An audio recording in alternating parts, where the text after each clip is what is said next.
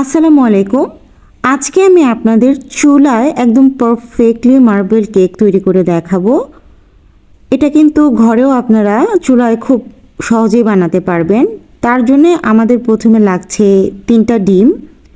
আমি 3টা ডিম একটি হুইস্কের মাধ্যমে এখন খুব ভালো মতো মিশিয়ে নিচ্ছি। এখন দিয়ে দিব 2/3 কাপ চিনি।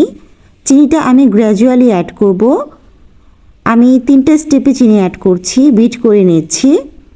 আবার কিছুটা চিনি দিয়ে দিলাম, আবার বিট করে নিব। এই কাজটা কিন্তু আপনারা কাঁটা চামচ বা হ্যান্ড উইক্স দিয়েও করতে পারবেন, সেক্ষেত্রে আপনাদের সময়টা আরও বেশি লাগবে। বাট ইলেকট্রিক বিটার দিয়ে বিট করলে যেটা হবে সেটা হচ্ছে এরকম ফোম তৈরি হবে খুব তাড়াতাড়ি।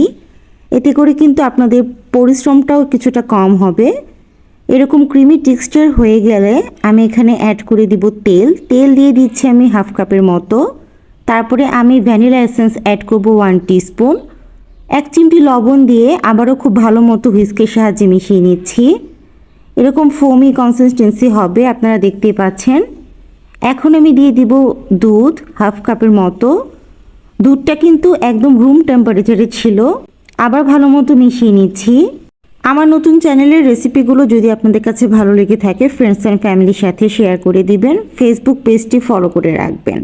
এখন এটি চালনি নিয়ে নিচ্ছি। চালনিতে এখন আমি ময়দা নিয়ে নিব 2 কাপের মতো।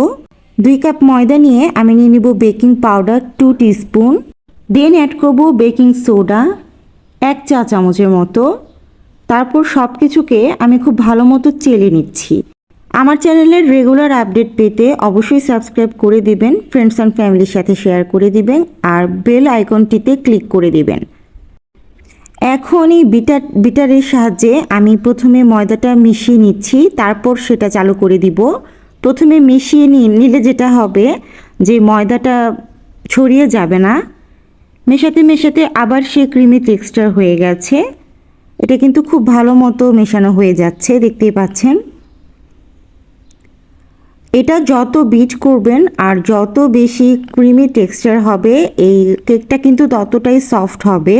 এই recipe step by step follow করলে আপনারা কিন্তু চুলাতে খুবই সহজে কেক বানাতে পারবেন। এখন কেকের মিশ্রণটা আমি আলাদা করে নিচ্ছি। আমি হাফ করে নিচ্ছি, হাফ একটা বাটিতে ঢেলে দিচ্ছি। বাকি হাফ ব্যাটারে আমি এখন চকলেটের মিক্সচারটা রেডি করব। এখন একটা বাটি আমি এক সাইডে রেখে দিচ্ছি, আরেক সাইডে আমি এখন চকলেট মিক্স করব। নিয়ে নিচ্ছি কোকো পাউডার 3 টেবিল স্পুনের মতো। 3 টেবিল স্পুন কোকো পাউডার নেওয়ার পর আমি এখানে কিছুটা দুধ অ্যাড করে দিব, না হলে বেটারটা কিন্তু একটু টাইট টাইপের হবে। দিয়ে দিচ্ছি 2 টেবিল স্পুন দুধ, রুম টেম্পারেচারে থাকা দুধ দিয়ে খুব ভালো মতো মিশিয়ে নিচ্ছি। ব্যাটারটা কিন্তু রেডি হয়ে গেছে। আরেক সাইডে আমি একটি কেকের মোল্ড নিয়ে নিয়েছি। মোল্ডে এখন আমি অয়েল ব্রাশ করে দিচ্ছি। অয়েল ব্রাশ করার পর আমি একটা বেকিং পাউডার সেট করে দিব। আমি ঠিক মোল্ডের শেপ করে বেকিং পাউডারটা কেটে নিয়েছিলাম। খুব ভালো মতো দিয়ে দিচ্ছি, দেখতে পাচ্ছেন। এখন আমি ব্যাটারটা দিয়ে দিব। প্রথমে নিয়ে নিচ্ছি ভ্যানিলা ব্যাটার। ঠিক যেভাবে আমি দিচ্ছি স্টেপগুলো ফলো করতে হবে। খুব ভালো মতো পুরোটাই মিশিয়ে দিয়েছি। এখন উপরে দিয়ে দিব চকলেট ব্যাটার। যেভাবে দিচ্ছি স্টেপগুলো কাইন্ডলি ফলো করবেন। এইভাবে আমি উপরে দিয়ে দিচ্ছি। যেহেতু এটা মার্বেল কেক, এটার ডিজাইনটা কিন্তু এরকমই হবে। আবার দিয়ে দিচ্ছি ভ্যানিলা ব্যাটার, আবার দিয়ে দিচ্ছি চকলেট ব্যাটার। আমার কিন্তু প্রসেসটা একদম শেষ হয়ে গেছে। এখন আমি ঝেঁকে ভেতরের যে বাবল আছে, এয়ার আছে, সেটাকে বের করে দিচ্ছি। একটি টুথপিকের সাহায্যে আমি এখন উপরে কিছুটা ডিজাইন করে দিচ্ছি। এতে করে যেরকম একটা সুন্দর ডিজাইন হবে, আবার কিন্তু ভেতরে এয়ার থাকলেও এয়ারটা বের হয়ে যাবে। প্রসেসটা করা কিন্তু খুবই ইজি। আপনাদের সুবিধার্থে এটা আজকে আমি চুলায় বেক করে দেখাবো। এখন আরেক সাইডে আমি একটি হাঁড়ি নিয়ে নিয়েছি। হাঁড়ির মাঝখানে আমি একটি স্ট্যান্ড বসিয়ে দিয়েছিলাম। এটাকে আমি 10 মিনিটের জন্য প্রিহিট করে নিয়েছিলাম মিডিয়াম হিটে। এখন আমি কেকের মোল্ডটা বসিয়ে দিচ্ছি। এটাকে আমি 1 ঘন্টার মতো বেক করে নেব। প্রথমে বেক করব 10 মিনিট হাই হিটে, তারপর আমি এটাকে মিডিয়াম লো হিটে বেক করে নিয়েছি।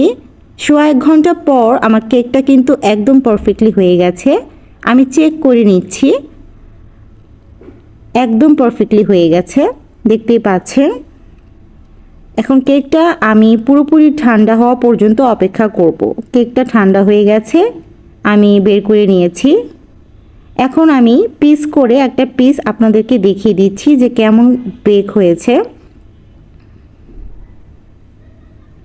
খুবই সুন্দর, কেকটা একদমই সফট হয়েছে, হয়তো বুঝতেই পারছেন। Wow, excellent. আমি কেকটা ভেঙে দেখিয়ে দিচ্ছি, হয়তো বুঝতে পারছেন যে কতটা সফট এবং স্পঞ্জি হয়েছে। এটা কিন্তু বাসায় করে খাওয়াটা খুবই ইজি। বাচ্চাদের টিফিনে বা সকালে বা বিকালের নাস্তায় যে কোনো সময় এটা সার্ভ করতে পারবেন। রেসিপিগুলো ভালো লেগে থাকলে আমার চ্যানেলটিকে সাবস্ক্রাইব করে দিবেন, ফেসবুক পেজটি ফলো করে রাখবেন, দোয়া করবেন। আসসালামু আলাইকুম।